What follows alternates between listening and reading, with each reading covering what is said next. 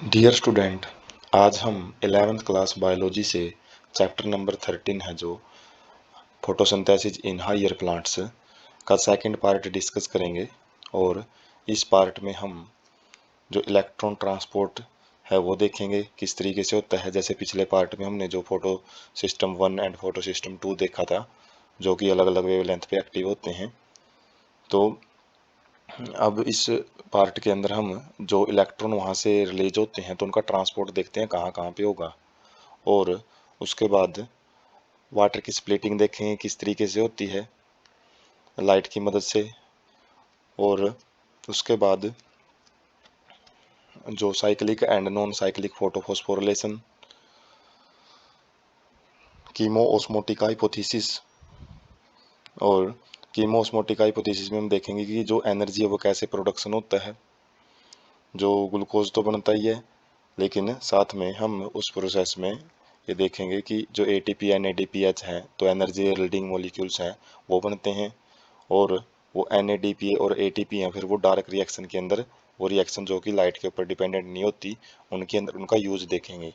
और लास्ट में हम इस पार्ट में जो कैल्विन साइकिल है उसको भी डिस्कस करेंगे। तो स्टार्ट करते हैं इलेक्ट्रॉन ट्रांसपोर्ट से।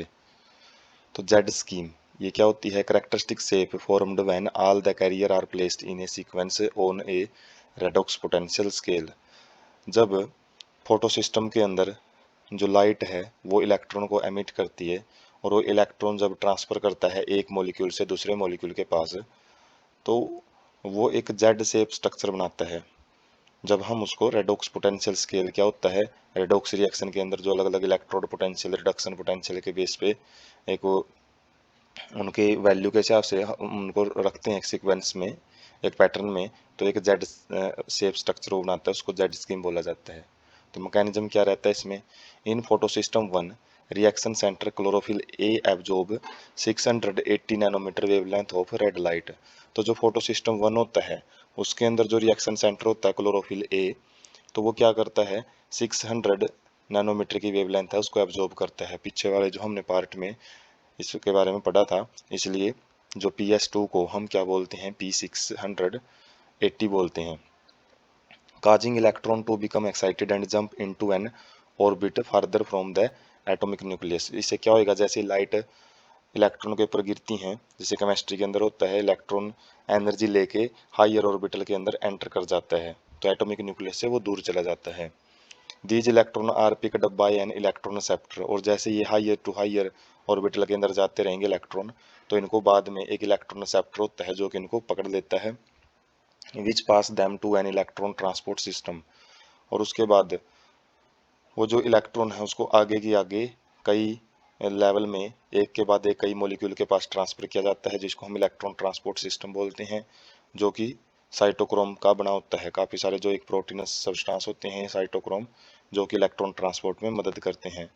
Moment of electron is down hill and are passed on the pigment of the photo system 1। उसके बाद क्या होएगा, जो इलेक्ट्रॉन्स हैं वो अपने आप, मतलब पैसिवली, उनमें किसी भी एनर्जी की जरूरत नहीं पड़ेगी, तो उसके बाद जो इलेक्ट्रॉन की मूवमेंट है वो पैसिवली होती है और वो किसके अंदर चले जाते हैं, फोटो सिस्टम 1 के पास। और फोटो सिस्टम 1 में जो क्लोरोफिल ए है, जो रिएक्शन सेंटर है, उसके अंदर जो इलेक्ट्रॉन है वो एक्साइटेड होते हैं PS1 में। और ये जो PS1 के इलेक्ट्रॉन है वो कैसे, कौन सी लाइट को रिसीव करते हैं, जिसकी वेवलेंथ 700 नैनोमीटर है। जो हमने फर्स्ट पार्ट में देखा था उसमें PS1 के रिएक्शन सेंटर को हम क्या बोल सकते हैं, P700 नैनोमीटर, क्योंकि वो इसी वेवलेंथ ऑफ लाइट से जो उनके इलेक्ट्रॉन है वो एमिट होते हैं and are transferred to another receptor molecules having a greater redox potential। और यहाँ से जो इलेक्ट्रॉन अभी निकले हैं, तो उसी इलेक्ट्रॉन को आगे जब ट्रांसफर किया जाता है लाइट की मदद से, तो एक ऐसे मॉलिक्यूल के पास चले जाते हैं जिसका रेडॉक्स पोटेंशियल उससे थोड़ा हाइयर है। देन इलेक्ट्रॉन आर मूव्ड, तो ऊपर से फिर इलेक्ट्रॉन वापस डाउन हिल आएंगे, मतलब लोअर कंसंट्रेशन में आएंगे। हाई कंसंट्रेशन से लो कंसंट्रेशन के हिसाब से या रेडॉक्स पोटेंशियल के हिसाब से देखें तो हाई रेडॉक्स पोटेंशियल से लोअर रेडॉक्स पोटेंशियल की तरफ आते हैं, again to a molecule of energy rich NADPH positive. तो किसके पास आएंगे ये इलेक्ट्रॉन, NAD पॉजिटिव के पास आएंगे, NADP पॉजिटिव। तो ये भी एक क्या है, यहाँ पे एक इलेक्ट्रॉन एक्सेप्टर का काम करता है ये मॉलिक्यूल है जो रिड्यूसिंग, जिससे क्या होगा NADP पॉजिटिव है जो जैसे इलेक्ट्रॉन एक्सेप्ट करेगा तो NADPH के अंदर चला जाएगा और साथ में एक प्रोटॉन है वो रिलीज कर देता है। तो इसको हम डायग्राम से समझते हैं। तो जैसे इस डायग्राम में हम जो भी बात करेंगे, पहले नीचे वाला लेवल है वहाँ पे एनर्जी कम है, ऊपर वाले लेवल के पास एनर्जी ज़्यादा है, जैसे इलेक्ट्रॉन, एनर्जी ऑफ इलेक्ट्रॉन। तो जैसे PS2 है, सबसे पहले PS2 सिस्टम काम करता है, फोटो सिस्टम 2। तो इस पे जैसे ही लाइट गिरती हैं, कितने की, जो 680 नैनोमीटर की जो वेवलेंथ की जो लाइट इसके ऊपर गिरती हैं, तो इससे क्या है, जो रिएक्शन सेंटर क्लोरोफिल ए है, तो उसमें से क्या है, इलेक्ट्रॉन एक एमिट होता है और वो इलेक्ट्रॉन किसके पास जाएगा, प्राइमरी इलेक्ट्रॉन एक्सेप्टर के पास। कोई ना कोई एक इलेक्ट्रॉन एक्सेप्टर है उसको एक्सेप्ट करेगा और उसके बाद फिर वो अपने आप डाउन हिल बोलते हैं, मतलब जिसमें एनर्जी की जरूरत ना पड़े। जैसे यहाँ पे तो एनर्जी लेके इलेक्ट्रॉन हायर ऑर्बिट उसमें गया था प्राइमरी प्रोटॉन इलेक्ट्रॉन एक्सेप्टर के पास, और यहाँ से जो इलेक्ट्रॉन है वो आगे अलग अलग कॉम्प्लेक्स के जरिए क्यू भी अलग अलग कॉम्प्लेक्स है, उसके बाद साइटोक्रोम कॉम्प्लेक्स के पास आता है। और साइटोक्रोम कॉम्प्लेक्स क्या है, एक प्रोटॉन है वो रिलीज करता है जैसे इलेक्ट्रॉन उसके पास आता है, और वो कहाँ पे जाएगा, फिर आगे PS1 के अंदर जाएगा। और ये PS1 के अंदर क्या होगा, फिर दोबारा एक लाइट आएगी जो कि 700 नैनोमीटर की है, और उससे क्या होगा, जैसे ही लाइट यहाँ पे आती है तो इलेक्ट्रॉन क्या करेगा, वो आगे, यही इलेक्ट्रॉन आगे जंप करेगा किसके पास, प्राइमरी इलेक्ट्रॉन रिसेप्टर के पास। फिर यहाँ पे जो प्राइमरी मतलब इसके इलेक्ट्रॉन को जो एक्सेप्ट करता है वो प्राइमरी इलेक्ट्रॉन रिसेप्टर है, और वो इलेक्ट्रॉन फिर आगे अलग अलग फेरोडोक्सिन वगैरह के साथ या फिर NADP रिडक्टेज के साथ, वहाँ रिडक्टेज ये इंजाइम है, वो इंजाइम इस इलेक्ट्रॉन को लेके क्या करता है, NAD पॉजिटिव को किसके अंदर, NADPH और H पॉजिटिव। ये NADPH क्या है, एक एनर्जी यील्डिंग मॉलिक्यूल है, इसको तोड़ के आगे इसमें से एनर्जी निकाली जाती है। और अब ये इलेक्ट्रॉन हर बार क्या होंगे, यहाँ से शुरू हो रहे हैं और एंड में कहाँ पे जा रहे हैं, NADPH के पास। तो ये इलेक्ट्रॉन जो एक शेप बना रहे हैं, तो इस तरीके की जो ये शेप बनी हुई है इसको जेड शेप बोलते हैं, इसलिए इसको जेड स्कीम बोला जाता है। तो इसमें PS1 है, जो PS2 है वो पहले काम करता है, और PS1 है वो बाद में काम करता है। और इसमें जो इलेक्ट्रॉन है अब यहाँ से भेजे जा रहे हैं, यहाँ पे एक्सेप्ट किया जा रहा है इनको। तो यहाँ से जो इलेक्ट्रॉन हो बार बार कैसे बन रहे हैं, कहाँ से आ रहे हैं, इलेक्ट्रॉन सोर्स का कौन सा जो मॉलिक्यूल है वो काम करता है, वो है H2O, वाटर का मॉलिक्यूल है। जो वाटर क्या करता है, 2H पॉजिटिव के अंदर टूट जाता है और साथ में हाफ O2 मॉलिक्यूल उसमें से निकलता है, और वो एक इलेक्ट्रॉन को यहाँ पे छोड़ता है, और यही इलेक्ट्रॉन को फिर आगे की आगे ट्रांसपोर्ट किया जाता है किसके अंदर, इलेक्ट्रॉन ट्रांसपोर्ट सिस्टम या इलेक्ट्रॉन ट्रांसपोर्ट चेन के अंदर। उसके बाद है स्प्लिटिंग ऑफ वाटर। जैसे हमने यहाँ पे देखा है जो वाटर की स्प्लिटिंग हो रही है, तो ये किस वजह से होती है वो देखेंगे अभी स्लाइड में। Electron that were moved from photosystem two replaced by electron available due to splitting of water. तो जो इलेक्ट्रॉन बताया है कि जो फोटोसिस्टम 2 से आगे के आगे भेजे जाते हैं, तो नए इलेक्ट्रॉन कहाँ से आते हैं, वो नए इलेक्ट्रॉन वाटर की स्प्लिटिंग से आते हैं, वाटर का मॉलिक्यूल टूटता है यहाँ पे। Splitting of water is associated with PS2। तो पूछ लिया जाता है कि वाटर की स्प्लिटिंग किस फोटो सिस्टम के पास होती है, वो PS2 के पास होती है, जहाँ पे वाटर को स्प्लिट करके उसमें 2 प्रोटॉन निकलते हैं और एक नेसेंट ऑक्सीजन का मॉलिक्यूल निकलता है और साथ में इलेक्ट्रॉन्स निकलते हैं। और दिस क्रिएट ऑक्सीजन, इससे ही ऑक्सीजन है वो पैदा होती है। One of the net product of photosynthesis, जो कि फोटोसिंथेसिस में जो निकलती है ऑक्सीजन, वो इस वाटर स्प्लिटिंग से ही निकलती है। Electron needed to replace those removed from the photosystem 1 are provided by photosystem 2। और जो इलेक्ट्रॉन है उनको रिप्लेस किया जाता है कहाँ से, those removed from the photo system 1। Photo system 1 से जो इलेक्ट्रॉन जैसे वहाँ पे एमिट किए गए थे, जो P700 जिसको बोला जाता है 700 वेवलेंथ नैनोमीटर की वेवलेंथ के द्वारा PS1 के अंदर, उनको रिप्लेस किसके द्वारा किया जाता है, PS2 का जो इलेक्ट्रॉन आ रहा था। तो PS2 का इलेक्ट्रॉन PS1 के पास जाता है और PS1 फिर इलेक्ट्रॉन को अलग अलग एक्सेप्टर के जरिए NADPH के पास भेजता है। Water splitting complex is associated with PS2 physically located on the inner side of thylakoid membrane। तो जो वाटर स्प्लिटिंग कॉम्प्लेक्स का मतलब है, जो वाटर की स्प्लिटिंग करता है वो सब्सटेंस किसके पास रहता है, PS2 के पास। और वो फिजिकली का मतलब है, यदि हम स्ट्रक्चर वाइज देखें कहाँ पे प्रेजेंट होता है, वो थैलेकोइड जो होते हैं क्लोरोप्लास्ट के अंदर, उनकी इनर मेम्ब्रेन के ऊपर प्रेजेंट होता है। उसके बाद है cyclic and non cyclic photophosphorylation. तो living organism have capability of extracting energy from oxidisable substance and store this in the form of bond energy. तो लिविंग ऑर्गेनिज्म क्या करते हैं, एनर्जी को ऑक्सीडाइजेबल सब्सटेंस मतलब जिस सब्सटेंस का ऑक्सीडेशन हो उसके उसमें से एनर्जी को बाहर निकालते हैं और उसको बॉन्ड एनर्जी के फॉर्म में स्टोर करते हैं, जैसे एटीपी बनाते हैं, एनएडीपीएच बनाते हैं। और इसमें हम क्या पढ़ेंगे, जो फोटो मतलब लाइट की वजह से जो फॉस्फोराइलेशन मतलब जो फॉस्फोरस का एडिशन होता है और एटीपी बनता है या एनएडीपी बनता है, तो वो दो प्रोसेस में दो टाइप से हो सकता है, साइक्लिक या नॉन साइक्लिक। तो वही हम देखेंगे इसमें। स्पेशल सब्सटेंस जैसे एटीपी है, carry this energy in their chemical bond. जो एटीपी बनता है वो इस एनर्जी को अपने बॉन्ड के रूप में संरक्षित कर लेता है, और जब यहाँ से एनर्जी को निकालना होता है तो ये बॉन्ड ब्रेक हो जाते हैं। फॉस्फोरिलेशन क्या होता है, process through which ATP is synthesised by the cell. Cell जिस प्रोसेस के द्वारा एटीपी को बनाती है उसी को फॉस्फोरिलेशन बोलते हैं। और ये प्रोसेस माइटोकॉन्ड्रिया में भी देखने को मिलती है, जो रेस्पिरेशन के जरिए एटीपी बनाते हैं, और फोटोसिंथेसिस में क्लोरोप्लास्ट है वो एटीपी सिंथेसिस कर सकते हैं। उसके बाद नॉन साइक्लिक फोटो फॉस्फोरिलेशन, इसके अंदर क्या होता है, phosphor photophosphorylation in the presence of light due to working of two photo system in a series. जो हमने वो डायग्राम देखा है उसके अंदर जो जेड स्कीम बनती है उसके अंदर क्या है, इलेक्ट्रॉन एक के बाद एक आगे ट्रांसफर होते हैं, तो वो नॉन साइक्लिक फोटोफॉस्फोरिलेशन का टाइप, मतलब नॉन साइक्लिक फोटोफॉस्फोरिलेशन ही है वो।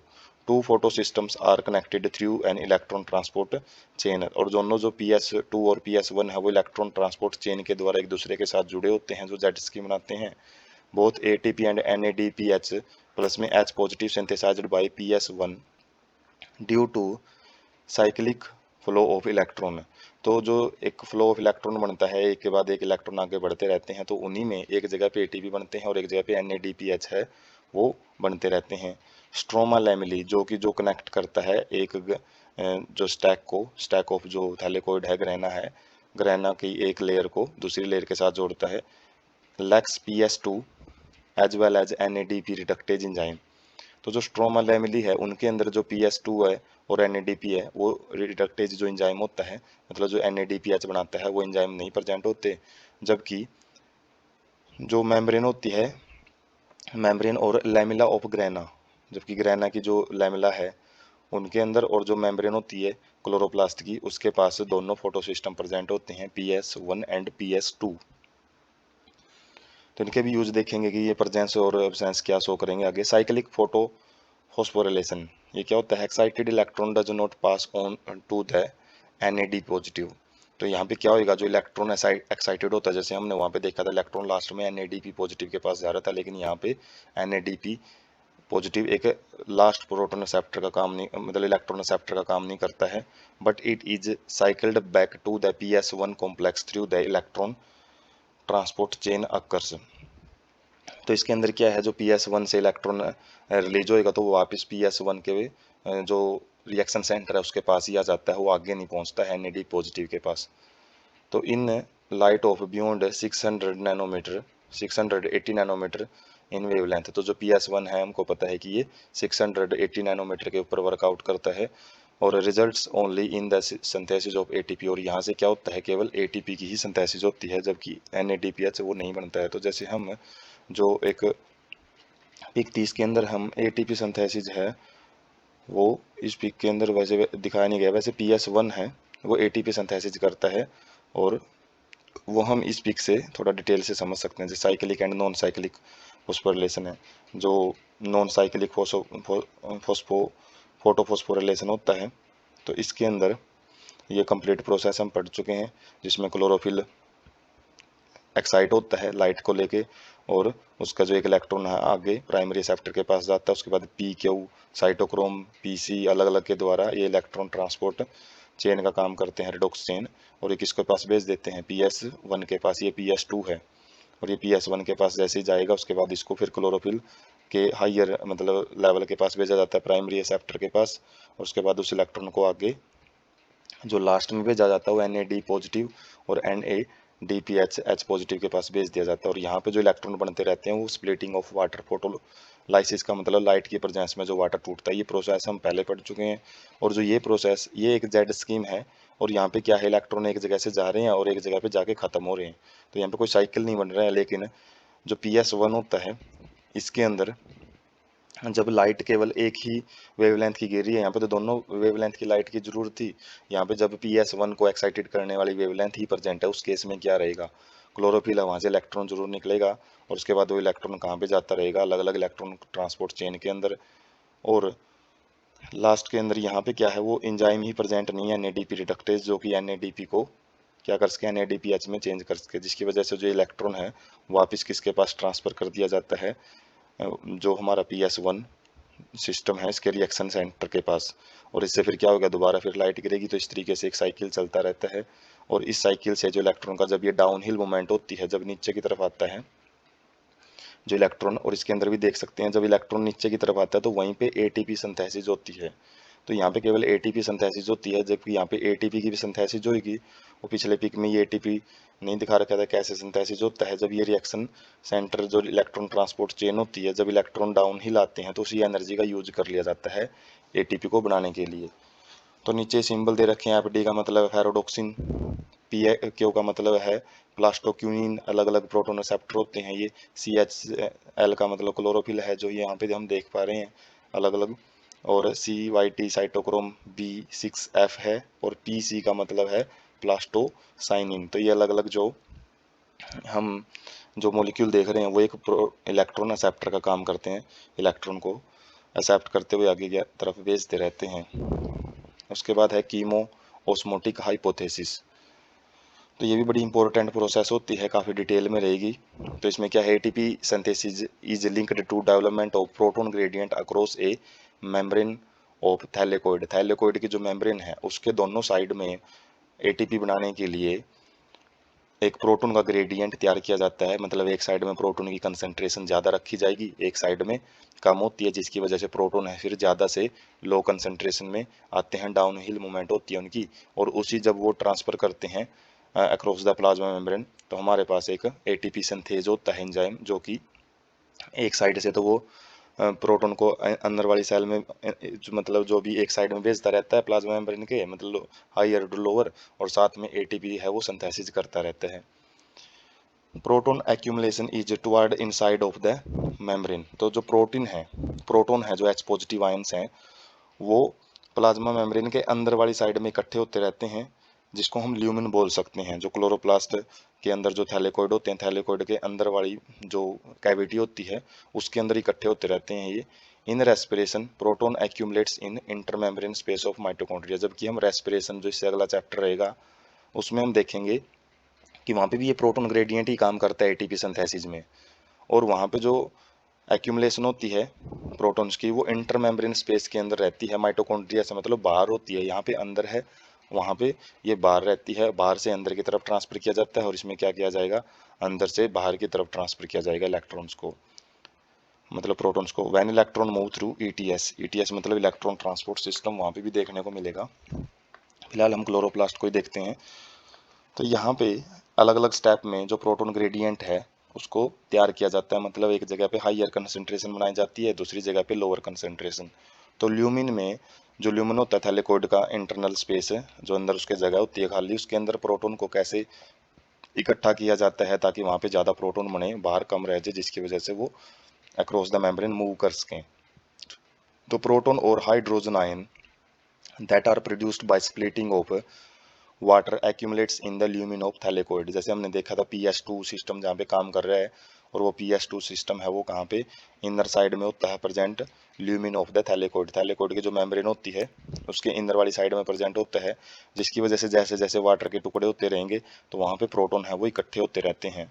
As the electron move through the photo system, जैसे हमने देखा था इलेक्ट्रॉन तो एक जो जेड स्कीम के द्वारा या फिर एक जो साइक्लिक फोटोफॉस्फोरिलेशन था उसके अंदर चेंज चला जाता है, जबकि जेड स्कीम के अंदर ही जाता है।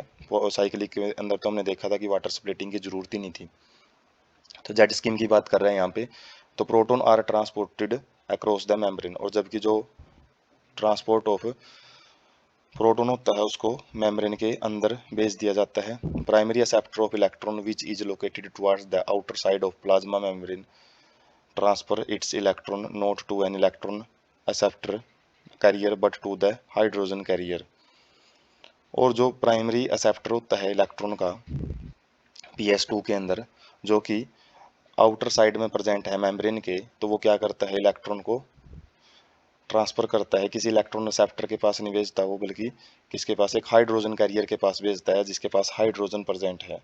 Thus, removing a proton from the stroma while transferring a electron and released into an inner side or lumen inside of the membrane। तो यहाँ पे हम कुल ये समझ सकते हैं कि जैसे वाटर की स्प्लिटिंग से हाइड्रोजन एक जगह पे इकट्ठे हो रहे हैं, दूसरा जो एक फैक्टर काम करता है जो प्रोटॉन की संख्या को बढ़ाने का काम करेगा, वो रहता है एक हाइड्रोजन कैरियर। और वो हाइड्रोजन कैरियर क्या करता है, एक जैसे ही इलेक्ट्रॉन को एक्सेप्ट करता है वो, तो प्रोटॉन को वहाँ से रिमूव कर दिया जाता है। मतलब एक साइड से वो इलेक्ट्रॉन को एक्सेप्ट करेगा और दूसरे साइड से प्रोटॉन है उसको रिमूव कर देता है।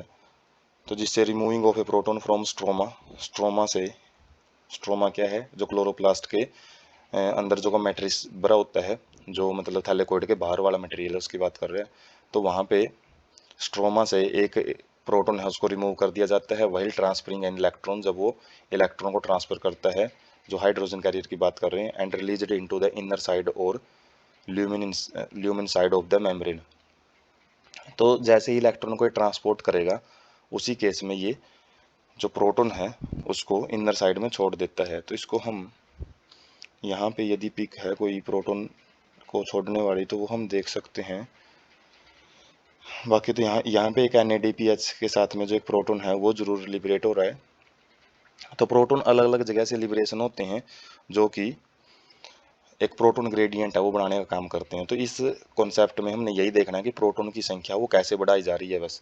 NADP reductase enzyme on the stroma side of the membrane. Stroma side जो मेम्ब्रेन की मतलब बाहर वाली साइड पे एक NADP रिडक्टेज एंजाइम रहता है, जो कि NAD पॉजिटिव को NADPH प्लस में H पॉजिटिव के अंदर बना लेता है। और these proton are also removed from the stroma. और ऐसे प्रोटॉन्स को भी स्ट्रोमा से रिमूव करने का मतलब क्या है, उनको थैलेकोइड के अंदर भेजा जाता है, मतलब उनकी ल्यूमिन के अंदर बना के रखा जाता है हायर कंसंट्रेशन ग्रेडियंट। उसके बाद क्या होएगा, proton gradient created due to decrease in number of proton in the stroma, accumulation of proton in the lumen across the thylakoid. जो प्रोटॉन ग्रेडियंट है, मतलब एक प्रोटॉन का हायर कंसंट्रेशन का एक साइड में पाया जाना, दूसरी साइड में लोअर कंसंट्रेशन का पाया जाना, तो वो थैलेकोइड की मेम्ब्रेन के दोनों साइड में पाया जाता है। और जिसकी वजह से एक हायर और लोअर कंसंट्रेशन है वो इकट्ठी हो जाती है, एक प्लाज्मा मेम्ब्रेन ही बीच में रहती है। Break down of this gradient due to movement of proton. और हमको पता है नेचर में कोई भी चीज़ हायर टू लोअर जाती है, तो जो एक जगह पे हायर कंसंट्रेशन है उससे जो प्रोटॉन है वो मूव करना स्टार्ट करेंगे अक्रॉस द मेम्ब्रेन। कहाँ पे, अंदर वाली साइड में ज़्यादा है तो बाहर वाली साइड में वो मूव करना स्टार्ट करते हैं, और जिसकी वजह से जो ATP सिंथेज होता है वो ATP सिंथेसिस है वो स्टार्ट कर देता है। तो इसको डायग्राम से भी हम समझेंगे। पहले हम इसके पॉइंट देख लेते हैं। Through transmembrane channel of CF note of the ATP synthase. जो ATP सिंथेज होता है इसके एक साइड में तो एक तो इसके अंदर चैनल होती है जो कि ग्रेडियंट को, जो प्रोटॉन है उसको मूव करवाती है, इसको CF नोट बोलते हैं, जो कि एक प्रोटीन चैनल का काम करता है। और ATP synthase enzyme consist of two part, इसके दो भाग होते हैं।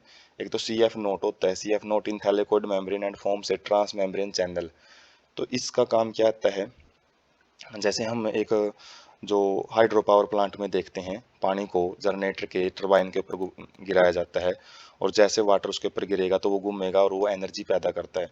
इसके अंदर क्या है, एक ग्रेडियंट जो बना हुआ है प्रोटॉन का, तो जो ATP सिंथेज है उसके अंदर एक तो पाइप जैसी खाली जगह होती है, जैसे ही वो उसमें से पास होएगा इलेक्ट्रॉन, वो जो प्रोटॉन है H पॉजिटिव आयन है जो जैसे उसमें से पास होता है, तो उसका एक CF1 भी होता है, एक पार्टिकल जो कि आउटर सरफेस पे होता है थैलेकोइड मेम्ब्रेन की, तो वो क्या करता रहता है, ATP सिंथेसिस है वो करता रहता है। तो उसमें भी एक टरबाइन जैसा ही आप समझ सकते हैं, मतलब जैसे ही ATP सिंथेसिस में से प्रोटॉन गुजरेगा अलोंग द कंसंट्रेशन ग्रेडियंट या डाउन हिल, तो उसी टाइम वो ATP है वो सिंथेसिस करता रहता है। तो CF नोट का काम क्या है, वो चैनल बनाता है ताकि प्रोटॉन को क्या किया जा सके, डिफ्यूज किया जा सके अक्रॉस द मेम्ब्रेन। और जबकि CF1 है वो क्या करता है, जो स्ट्रोमा वाली साइड में रहता है, मतलब बाहर वाली साइड में रहता है, और break down of gradient cause the conformational change in CF1। तो जैसे ही जो ये प्रोटॉन है इस चैनल में से पास होते रहेंगे, जिसकी वजह से CF1 के अंदर कुछ चेंजेस देखने को मिलेंगे, CF1 पार्टिकल के अंदर ऑफ ATP सिंथेसिस, और जिसकी वजह से which makes enzyme to synthesise, और वो स्ट्रक्चरल चेंज ही, वो कन्फर्मेशनल चेंज ही एटीपी सिंथेसिस है वो करता है, along with NADPH produced by movement of electron. तो जिसके साथ में साथ NADPH है वो भी बनता रहता है, जैसे हमने देखा था इलेक्ट्रॉन के ट्रांसपोर्ट की वजह से। और ATP will be used immediately in the biosynthetic reaction taking place in the stroma responsible for fixing of CO2 and synthesis of sugar। ये नेक्स्ट स्टेप रहेगा जिसके अंदर भी देखेंगे ATP और NADPH वो कहाँ पे यूज होंगे। वो बायोसिंथेटिक का मतलब है जो कार्बन डाइऑक्साइड गैस को ग्लूकोज के अंदर बदला जाता है, जो एक सिंथेसिस की जाती है एक बायोमोलिक्यूल की, जो कार्बोहाइड्रेट है या शुगर है उसके अंदर इस ATP को और उस NADPH को यूज किया जाता है। तो थोड़ा सा कॉम्प्लेक्स सा जरूर लगेगा एक बार में, ये दोबारा यदि आप देखोगे तब क्लियरिटी आएगी। तो हम डायग्राम से इसको समझने की कोशिश करते हैं। तो यहाँ पे हम समझ सकते हैं ये क्या है, एक थैलेकोइड की मेम्ब्रेन है जो पिंक कलर की आपको दिखाई दे रही है, और इसके अंदर प्रोटॉन ग्रेडियंट हैं, उनकी संख्या को बना के रखा जाता है। हमने देखा था इनर साइड में ज़्यादा प्रोटॉन ग्रेडियंट ज़्यादा मिलेगा, बाहर वाली साइड में कम होता है।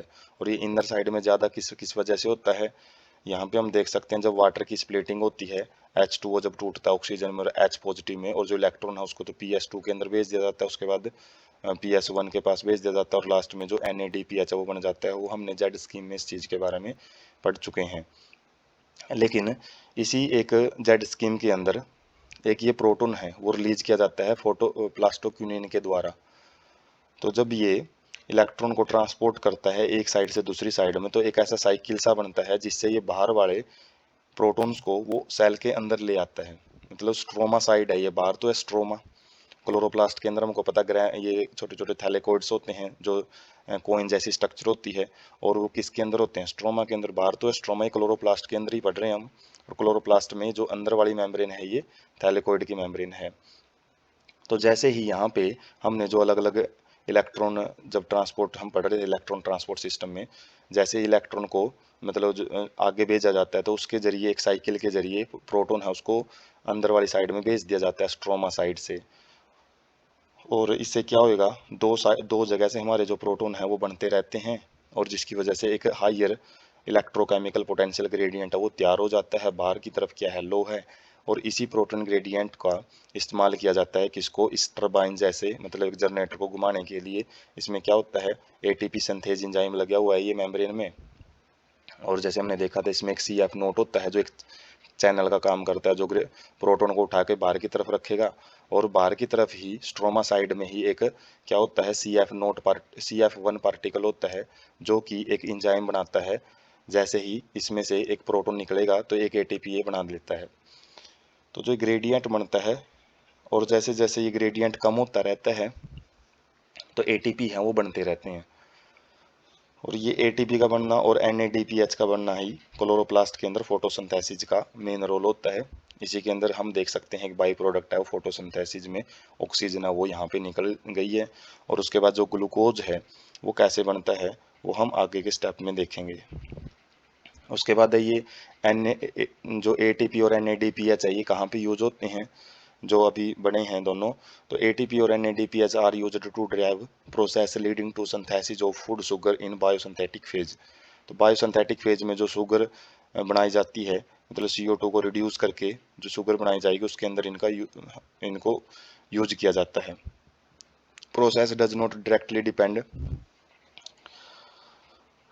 Depend but indirectly depend on the light. ये ऐसी फेज होती है जो एक डायरेक्टली तो डिपेंड नहीं करती लाइट के ऊपर, क्योंकि लाइट के ऊपर तो जो प्रोसेस डिपेंड करती है वो पढ़ चुके हैं। आगे का जो स्टेप है वो डार्क फेज रहेगा, उसके अंदर लाइट के ऊपर डायरेक्टली तो नहीं डिपेंड करती, लेकिन किसके ऊपर डिपेंड करती है, उसके जो ATP और NADPH जो मोलिक्यूल हैं जो कि जो लाइट रिएक्शन से ही बने हैं उनके ऊपर डिपेंड करती हैं। After light become unavailable biosynthetic process continues for some time and then stops. तो क्या होगा, जैसे लाइट अनअवेलेबल है, लाइट नहीं है एनवायरनमेंट में, तो बायोसिंथेटिक प्रोसेस है वो शुरू हो जाती है, लेकिन थोड़े टाइम के बाद ही बंद हो जाती है, क्योंकि जितने भी लाइट ने ATP और NADPH को बनाया था वो ये यूज कर लेती है, और जब तक नए ATP और NADPH नहीं बनेंगे तो ये स्टॉप हो जाती है प्रोसेस तब के लिए। And if light is made available, और यदि हम लाइट को दोबारा से वहाँ पे दे देते हैं तो जो सिंथेसिस है वो दोबारा से शुरू हो जाती है। Mechanism of use of ATP NADP as in biosynthetic phase. तो यूज कैसे किया जाता है ये एटीपी और एनएडीपी को बायोसिंथेटिक फेज में, जो ग्लूकोज बनाया जाता है उसमें। After world war second, world war जो सेकंड हुआ था 1939 से 1945 के बीच में, use of radio active carbon 14, मतलब जैसे कार्बन का तो वैसे एटॉमिक मास 12 होता है, लेकिन कार्बन 14 का क्या है, ये कार्बन का एक आइसोटोप है जो कि एक रेडियो एक्टिव होता है, रेडिएशन रिलीज करता है बाय मेल्विन कैल्विन इन एल्गल फोटोसिंथेसिस शोड। तो जैसे रेडियो एक्टिव सब्सटेंस, जैसे एटॉमिक बॉम्ब गिराए गए थे अमेरिका के द्वारा हिरोशिमा और नागासाकी पे, तो वहाँ पे बहुत ही ज़्यादा डिस्ट्रक्शन जो फैलाया था, जो विनाश हुआ था, वो भी रेडिएशन की वजह से था। तो मेल्विन कैल्विन ने सबसे पहले जो रेडियो एक्टिव सब्सटेंस है उनका एक विनाशकारी चीज़ों से हटा कर एक काम की चीज़ों में इसको यूज किया था। और किसमें, फोटोसिंथेसिस में, एल्गल फोटोसिंथेसिस में यूज करके क्या बताया था कि first CO2 fixation product was a 3 carbon organic acid. तो जो CO2 को सबसे पहले जो एनवायरनमेंट में से लेगा, जैसे पौधे हैं CO2 को लेते हैं, अंदर जाके CO2 का बनता क्या है, तो अंदर जाके जो CO2 प्लांट्स के अंदर वो क्या करेगी, 3 कार्बन ऑर्गेनिक एसिड, मतलब एक ऑर्गेनिक एसिड बनाएगी जो 3 कार्बन मॉलिक्यूल का बना होता है, contributed to working out complete biosynthetic pathway Calvin cycle. और इसके अंदर क्या होगा, एक साइकिल हम देखेंगे कैल्विन साइकिल, उसके अंदर इस CO2 को, जो ये आगे 3 कार्बन ऑर्गेनिक एसिड बना है, तो इसको आगे यूज किया जाता है। First product identified wise 3 phosphoglyceric acid और इन शॉर्ट PGA। जो सबसे पहला प्रोडक्ट बनता है फिक्सेशन के बाद, तो वो 3 फॉस्फोग्लिसरिक एसिड बनता है, तो जिसको शॉर्टली हम PGA बोलते हैं, काफ़ी बार आएगी शॉर्ट फॉर्म। देखिए, experiment on some other plant improved that. और ऐसे ही एक्सपेरिमेंट कुछ दूसरे प्लांट्स पे किए गए, जिसके अंदर जो फर्स्ट स्टेबल प्रोडक्ट था CO2 फिक्सेशन के बाद, वो 4 कार्बन एटम था। जैसे ऊपर वाले में 3 कार्बन एटम है, और यहाँ पे 4 कार्बन एटम का एक फर्स्ट स्टेबल प्रोडक्ट बनता है जो CO2 को एक्सेप्ट करने के बाद बनता है। मतलब एक मॉलिक्यूल पहले से ही होता है, वो कार्बन को, जो वहाँ पे कार्बन डाइऑक्साइड है प्लांट में जाती है, तो उसको एक्सेप्ट करके एक अलग मॉलिक्यूल बनाता है। और यहाँ पे जो 4 कार्बन मॉलिक्यूल है वो क्या है, ऑक्जैलो एसिटिक एसिड या फिर OAA बोलते हैं इसको। और इन्हीं की वजह से कुछ प्लांट ऐसे होते हैं जो पहला स्टेबल प्रोडक्ट PGA बनाते हैं जो 3 कार्बन का है, और दूसरे कुछ ऐसे प्लांट है जो 4 कार्बन का फर्स्ट स्टेबल प्रोडक्ट बनाते हैं। तो इसी के बेस पे जो प्लांट्स हैं उनको 2 भागों में बांटा गया है पाथवे के हिसाब से। जिनके पास C3 पाथवे होते हैं वो C3 प्लांट होते हैं, जिसके अंदर फर्स्ट फिक्सेशन प्रोडक्ट होता है वो PGA होता है, फॉस्फो ग्लिसरिक एसिड। और जबकि C4 प्लांट्स वो होते हैं जिनके अंदर C4 पाथवे पाया जाता है। कहने का मतलब ये कि जिसके अंदर जो CO2 एक्सेप्ट करने के बाद जो C4 है, मतलब 4 कार्बन का एक ऑक्जैलो एसिटिक एसिड है, वो सब्सटेंस बनता है। उसके बाद प्राइमरी एक्सेप्टर ऑफ CO2, मतलब CO2 को बिल्कुल पहले कौन एक्सेप्ट करता है, तो ये पूछा जाता है, बहुत बारी क्वेश्चन रहता है ये, how many carbon atoms would a molecule have which after accepting fixing CO2 molecule would have 3 carbon of PGA। जैसे इससे पहले हम कोई आइडिया लग गया है कि या तो 3 कार्बन का मोलिक्यूल बनेगा, कार्बन एक्सेप्ट जो CO2 एक्सेप्ट करने के बाद कोई भी मोलिक्यूल है उसे तो C3 पाथवे में जाएगा या C4 पाथवे में। तो जैसे C3 में हम मान के चले हुए 3 कार्बन का PGA मोलिक्यूल बनेगा, तो CO2 बाहर से एक्सेप्ट करके वो 3 कार्बन का कंपाउंड बन रहा है, तो उसके पास खुद के पास पहले कितने कार्बन हो गए, यदि उसने CO2 एक्सेप्ट करने से पहले की बात करें, तो 1 कार्बन का तो मॉलिक्यूल CO2 में ही है, तो उससे पहले क्या मान सकते हैं, 2। तो यहाँ पे scientist also took a long time and conducted many experiment to reach this conclusion. तो हालांकि यहाँ से देखने को तो सिंपल लगा होगा कि भाई 2 कार्बन का कोई मॉलिक्यूल होगा, जिसकी वजह से जैसे ही CO2 को उसने एक्सेप्ट किया 3 कार्बन का वो मॉलिक्यूल बन गया, 3 कार्बन का एटम उसके अंदर। और इसी चीज़ को कंक्लूजन तक पहुंचने के लिए साइंटिस्ट को काफ़ी टाइम लग गया कि जो since first product was C3 acid, so primary receptor, वही बात है कि प्राइमरी रिसेप्टर क्या होना चाहिए, 2 कार्बन कंपाउंड होना चाहिए, लेकिन ये बात ट्रू नहीं है। They spent many year trying to identify a 2 carbon compound. तो उन्होंने भी इसी आइडिया के हिसाब से काम करते हुए साइंटिस्टों लोगों ने क्या किया, काफ़ी साल बिता दिए कि भाई कोई ना कोई ऐसा 2 कार्बन कंपाउंड होगा जो CO2 को एक्सेप्ट करता होगा। एक्सेप्टर मॉलिक्यूल वाज ए, लेकिन जो एक हैरान कर देने वाली बात मिली कि जो एक्सेप्टर मॉलिक्यूल वो 2 कार्बन का नहीं था, वो 5 कार्बन कंटेनिंग मॉलिक्यूल था। कीटोज एक शुगर थी वो, जिसको राइबोलोज बाइफॉस्फेट RUBP बोलते हैं। जिसके अंदर 5 कार्बन हैं। और ये हम देख सकते हैं रूबिस्को है, रूबिस्को, और रूबिस्को क्या करता है, CO2 एक साइड से आएगी RUBP, मतलब ये एंजाइम है रूबिस्को, तो क्या करता है RUBP को CO2 है वो दे देता है, और जिसकी वजह से 3 PGA मॉलिक्यूल हैं वो 2 बनाता है ये, मतलब 5 कार्बन तो इसके पास ही थे, एक कार्बन CO2 ने आया तो 6 कार्बन हो गए, और 6 कार्बन में से ये क्या कर देता है, जैसे ये RUBP CO2 के साथ जैसे अब जो मतलब कंबाइन करेगा तो ये 3 PGA, 3 कार्बन कंटेनिंग कंपाउंड है जो PGA, वो उसके 2 मॉलिक्यूल बनाता है ये। उसके बाद है Calvin cycle, described under 3 stages. तो कैल्विन साइकिल है बायोसिंथेटिक फेज में आता है, जिसके अंदर हम शुगर फॉर्मेशन देखेंगे जो ATP और NADPH का यूज करके। तो इसके 3 फेज होते हैं। 3 फेज में सबसे पहला है कार्बोक्सिलेशन। कार्बोक्सिलेशन में क्या है, जो CO2 को एक्सेप्ट किया जाता है। Fixation of CO2 into A stable organic intermediate, मतलब सबसे पहले CO2 को एक्सेप्ट किया जाएगा और उसका एक ऑर्गेनिक कंपाउंड बनाया जाएगा, हो सकता है C3 हो, C4 हो, कार्बन कंपाउंड हो। CO2 is utilised for carboxylation of RUBP, जैसे हमने देखा था RUBP के ऊपर अटैच हो जाती है। कार्बोक्सिलेशन का मतलब होता है addition of carbon dioxide gas, और किसके साथ, RUBP के साथ अटैच हो जाती है।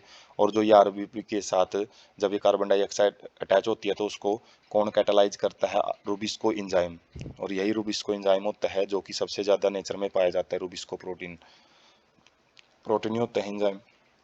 आल्सो हैज ऑक्सीजनेशन एक्टिविटी, तो जरूरी नहीं है ये कि कार्बोक्सिलेशन एक्टिविटी करेगा। C का मतलब कार्बोक्सिलेशन, और O का मतलब क्या है, ऑक्सीजनेशन एक्टिविटी, मतलब ये ऑक्सीजन को भी ऐड करता है।